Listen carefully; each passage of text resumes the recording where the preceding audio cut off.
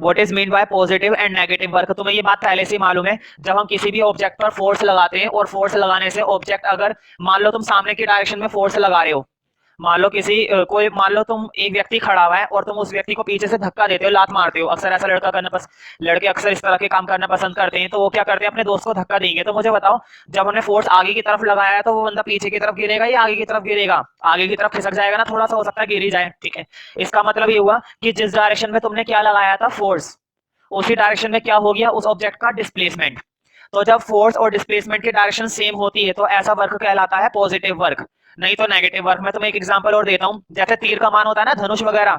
मुझे बताओ, जब तुम तीर को अपनी तरफ खींचते हो तो बताओ, फोर्स अपनी तरफ लगाते हो ना, इस तरह से तीर होता है, यूं अपनी तरफ खींचोगे, लेकिन जैसे तुम उसको छोड़ोगे तो छोड़ते वो तीर आगे की तरफ जाएगा, मतलब तुमने फोर्स तो पीछे की तरफ लगाया और डिस्प्लेसमेंट आगे की तरफ हो गया। तो ऐसा वर्क क्या होता है, नेगेटिव या पॉजिटिव? नेगेटिव वर्क होएगा। इसका मतलब ये हुआ, फोर्स तुमने लगाया पीछे की तरफ और ऑब्जेक्ट डिस्प्लेस कर दिया आगे की तरफ, तो डायरेक्शन कैसी हो गई, अपोजिट, और अपोजिट डायरेक्शन होती है तो negative work. B part, a horse and calf are running with the same speed.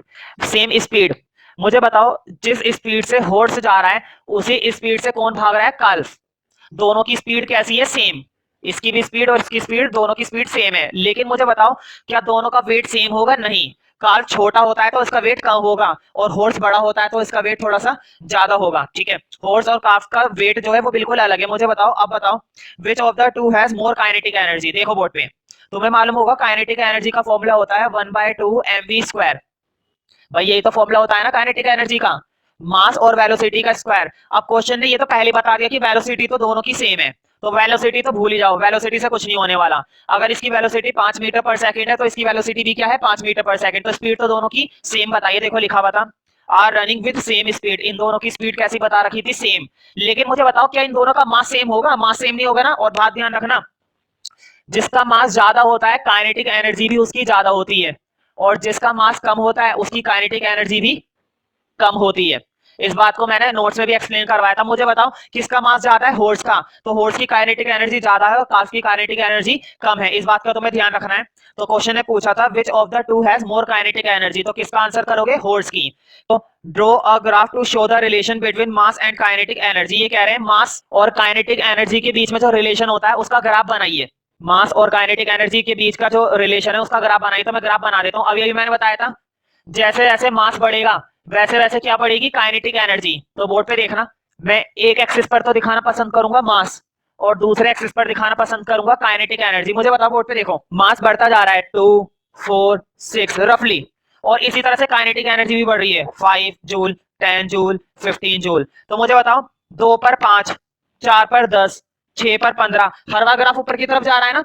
तो देखो, सीधी लाइन तो ना बना करके थोड़ा ऐसे बनाना, समझ गए ना। इसका जो ग्राफ होता है वो ये होता है, जैसे जैसे मास बढ़ेगा वैसे वैसे क्या बढ़ेगी, काइनेटिक एनर्जी। तो मास और काइनेटिक एनर्जी के बीच का ये ग्राफ तुम्हें बनाना है, ठीक है। Calculate the power of pump which raises 50 KG 50 kilogram of water through a height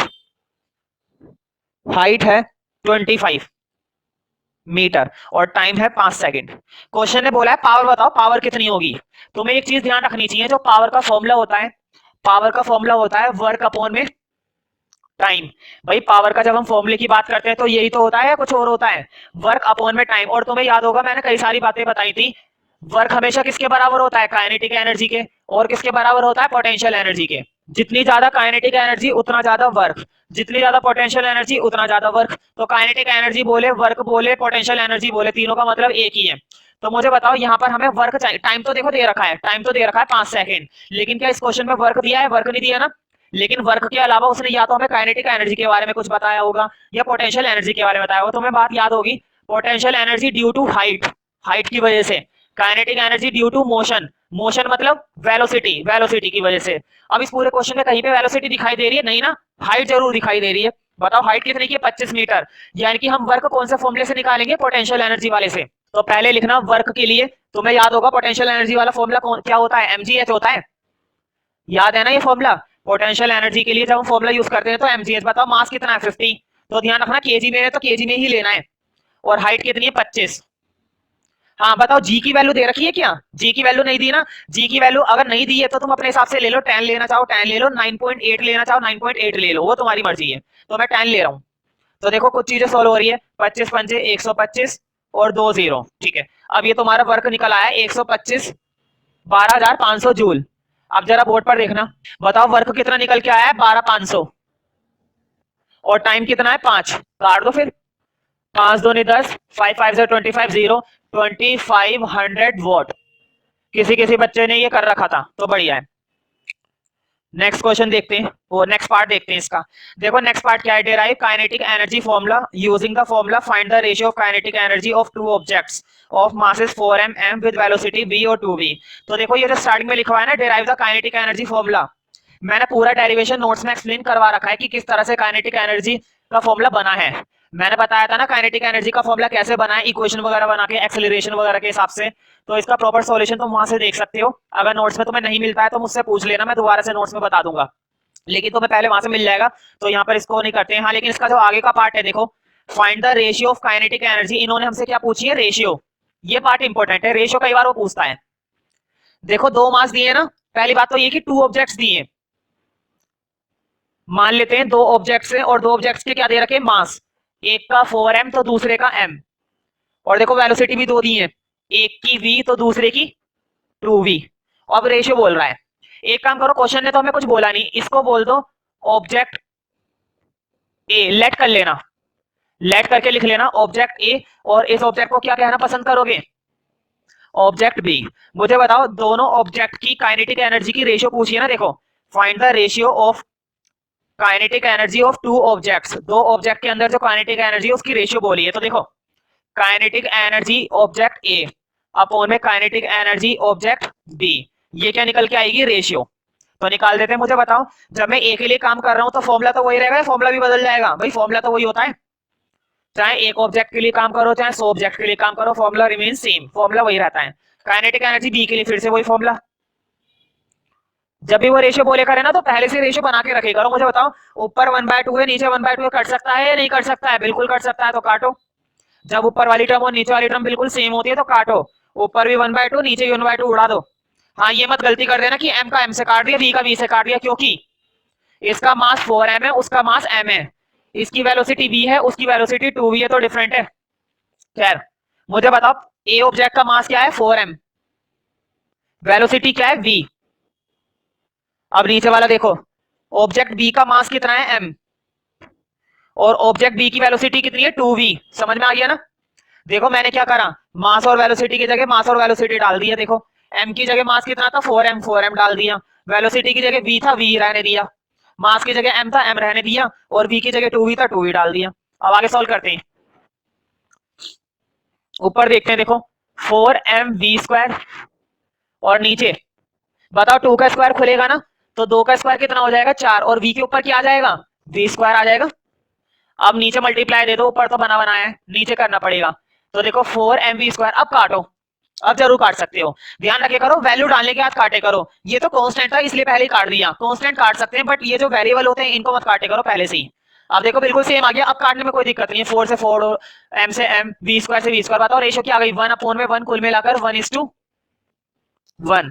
में define the unit of work, देखो जब वर्क की यूनिट होती है, इन्होंने कहा है वर्क की यूनिट को एक्सप्लेन करो, डिफाइन करो। तो ये मत सोचना कि हमें क्या एक्सप्लेन करना, बस ये सोचो कि वर्क के लिए यूनिट होती क्या है, जूल होती है ना। तो तुम्हें डिफाइन देनी थी 1 जूल की, और मैंने 1 जूल वर्क की डेफिनेशन लिखवा रखी है। Which effect more on kinetic energy and why, increase in velocity, increase in mass. आप देखो बहुत बढ़िया क्वेश्चन है, तुम्हें ये मालूम होगा काइनेटिक एनर्जी का फॉर्मूला होता है 1/2 mv²। मैंने ये बात पहले बता दी है कि जो काइनेटिक एनर्जी होती है वो दो फैक्टर पर डिपेंड करती है, एक तो मास पे और एक वेलोसिटी पर। लेकिन किसका इफेक्ट ज्यादा होता है, ये है क्वेश्चन। इफेक्ट तो दोनों का होता है, लेकिन किसका ज्यादा होता है ये देखना है। मुझे बताओ मान लो मास था पहले 2, अब हो गया 5। अगर पहले 2 था तो बीच में तुम कितने से मल्टीप्लाई देने वाले थे, 2 से। पहले अगर मास कितना था, 2, तो तुम बीच में क्या रखने वाले थे, 2। लेकिन अब मास बढ़कर हो गया 5, कितनी यूनिट बढ़ गया, 3। तो अब तुम मास की जगह क्या रखोगे, 3। बात क्लियर हो गई होगी। अब जरा वेलोसिटी पर गौर करो, पहले वेलोसिटी थी 3, पहले वेलोसिटी कितनी, ये ध्यान रखना, मास सिर्फ कितने से बढ़ता हुआ दिखाई देगा, 3 से। जब वहां पर डालोगे, वहां पर डालने के बाद भी इसका इफेक्ट कितने का रहा, 3 का। भाई 2 डाला पहले, 2 फिर 5 डाला, फिर 5, कितने का चेंज डाला, 3 का। अब जरा वेलोसिटी पे गौर करो, पहले वेलोसिटी थी 3, पहले वेलोसिटी कितनी थी, सिर्फ 3 थी। मुझे बताओ 3 का स्क्वायर कितना डाला तुमने, इसका मतलब 9 ना भाई।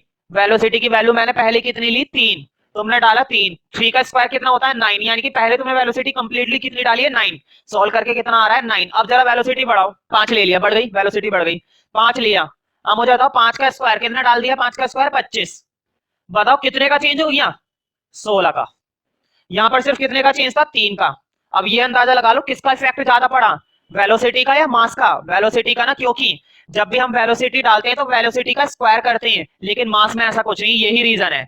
आगे देखते हैं, name the energy is present in a body at a maximum height. मैंने कई बार बताया है, जब किसी ऑब्जेक्ट की हाइट की बात हो रही होती है तो हाइट की वजह से कौन सी एनर्जी होती है, पोटेंशियल। तो इसका आंसर लिख लो, पोटेंशियल एनर्जी। पता चल गया, वो जब भी हाइट की बात होगी तो उसके अंदर कौन सी एनर्जी स्टोर हो जाती है, पोटेंशियल। लेकिन जब भी कोई ऑब्जेक्ट मोशन में होता है लगातार, तो उसके अंदर कौन सी एनर्जी स्टोर हुई भी होती है, kinetic. The potential energy of a falling body decreases progressively. मुझे बताओ, बोर्ड पे देखो, ये बी है और ये पोजीशन ए है। कोई ऑब्जेक्ट पहले यहां पर रखा हुआ था, तुमने उसे मूव करते करते करते करते यहां पे लाके रख दिया। बताओ उसकी ये मैक्सिमम हाइट हो गई ना। पहले वो ऑब्जेक्ट बिल्कुल नीचे था, ग्राउंड पर था, ये ग्राउंड है, और अब तुमने उसे उठाकर ऊपर शिफ्ट कर दिया, उसके अंदर क्या क्रिएट हो गई है, हाइट। लेकिन अब जरा देखो, इस ऑब्जेक्ट को जैसे जैसे तुम नीचे गिरते जाओगे, नीचे लेकर आओगे धीरे धीरे करके, यहाँ पे लाते हुए यहाँ पे आ गया वो ऑब्जेक्ट। जब तक वो यहाँ पर आया, तो मुझे बताओ अब क्या उसके अंदर कोई पोटेंशियल एनर्जी है, नहीं ना। लेकिन जैसे जैसे तुम उसको मोशन में लेकर आ रहे हो, धीरे धीरे मोशन में आ गया है ना। पहले वो ऑब्जेक्ट एक जगह रखा हुआ था, जब वो ऑब्जेक्ट रखा हुआ था तब उसकी पोजीशन क्या थी, रेस्ट, और उसके अंदर कौन सी एनर्जी स्टोर हुई थी, पोटेंशियल एनर्जी। लेकिन जैसे जैसे तुम उसे नीचे लेकर आ रहे हो, बताओ हाइट कम हो रही है ना। पहले हाइट इतनी हुई, फिर हाइट इतनी हुई, फिर हाइट इतनी हुई, धीरे धीरे हाइट कम हो रही है। देखो हाइट कम हो रही है तो कौन सी एनर्जी कम हो रही है, पोटेंशियल। लेकिन हाइट कम हो रही है तो धीरे धीरे ऑब्जेक्ट किसमें आ रहा है, मोशन में। तो मोशन जैसे जैसे होता जा रहा है, तो कौन सी एनर्जी हो रही है उसके अंदर, काइनेटिक एनर्जी। इसका मतलब ये हुआ कि पोटेंशियल एनर्जी कम हो रही है तो काइनेटिक एनर्जी बढ़ रही है। तो बताओ यही तो होता है लो कंजर्वेशन ऑफ एनर्जी।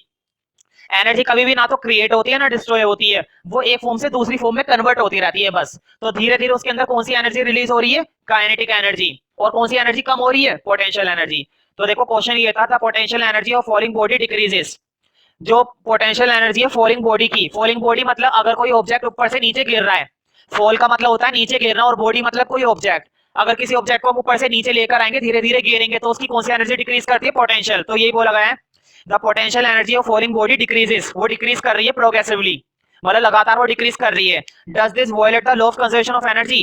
क्या ये कंजर्वेशन ऑफ एनर्जी के लॉ को खराब कर रहा है ये बात, क्या ये कंजर्वेशन ऑफ एनर्जी को डिससेटिस्फाई कर रही है, नहीं, वो सेटिस्फाइड है। क्योंकि यही तो होता है, एनर्जी कन्वर्ट हो रही है, खत्म नहीं हो रही, एनर्जी बस कन्वर्ट हो रही है। पोटेंशियल से किस में कन्वर्ट हो रही है, काइनेटिक में। तो कंजर्वेशन का नियम यही तो होता है कि energy can neither be create nor destroyed, but it can be converted in one form to the another form. मतलब एनर्जी ना तो क्रिएट होती है ना ही डिस्ट्रॉय होती है, लेकिन वो एक फॉर्म से दूसरी फॉर्म में कन्वर्ट जरूर होती है।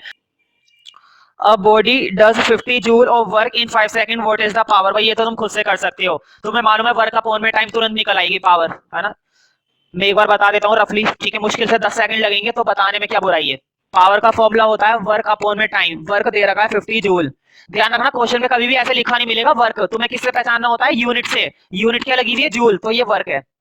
और टाइम कितना है, 5 सेकंड, 10, ये आ गया 10 वॉट। यूनिट लगाना मत भूलना, कुछ बच्चे यूनिट भूल जाते हैं तो आधा नंबर हम भूल जाएंगे फिर। A standing man holding a suitcase in his hand. एक आदमी है, बाबूजी बनकर ऑफिस जा रहा होगा, उसने हाथ में क्या ले रखा है, एक सूटकेस जिसमें गोल्ड के बिस्किट्स रखे हुए हैं। बताओ गोल्ड के बिस्किट, सोने के बिस्किट।